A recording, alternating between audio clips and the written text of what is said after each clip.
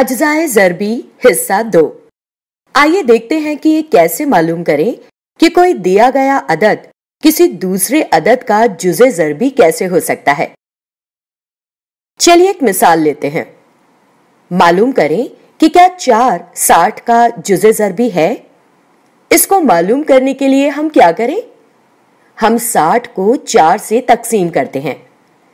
हम जानते हैं कि 15 चौक 60 होते हैं और जब आप 60 को 4 से तकसीम करते हैं तो बाकी 0 आता है।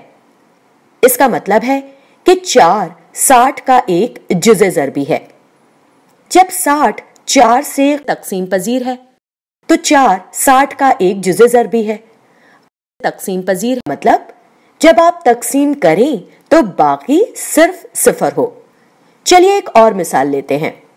मालूम करें कि क्या 4 70 का जुज़े ज़रबी है। तो चलिए 70 को 4 से तकसीम करते हैं। जब आप 70 को 4 से तकसीम करते हैं तो खारिजे किस्मत 17 और बाकी 2 आता है। इसका मतलब है कि 70 4 से तकसीम पजीर नहीं है। जब बाकी 0 नहीं है तो इसका मतलब है कि ये 4 से तकसीम पजीर नहीं है, यानी 4 70 का जुज़े ज़रबी नहीं है। इस तरह आप मालूम कर सकते हैं कि दिया गया अदद किसी और अदद का एक जुज़े ज़रबी है या नहीं। हम जानते हैं कि हर अदद 1 के जरिए तकसीम पजीर है और हर अदद खुद अपने आप को तकसीम करता है। मिसाल के तौर पर 10। क्या 10 1 से तकसीम पजीर है? हाँ। क्या 15 1 के जरिए तकसीम पजीर है? हाँ। इस तरह हर अदद 1 के जरिए तकसीम पजीर है, लिहाजा अदद 1 हर अदद का जुज़े ज़रबी है। इसी तरह हर अदद खुद अपने आप को तकसीम करता है। जैसे 7 7 से तकसीम पजीर है, 13 13 से तकसीम पजीर है और 25 25 से तकसीम पजीर है। इसका मतलब है कि हर अदद खुद अपने आप के जरिए तकसीम पजीर है, तो हर एक अदद खुद का एक जुज़े ज़रबी होता है।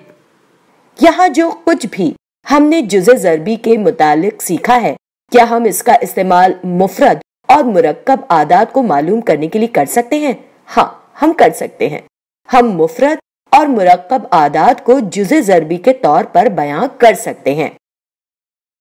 हम कह सकते हैं कि मुफरद आदाद वो हैं जिनके सिर्फ 2 ही अज्जाए ज़रबी हों।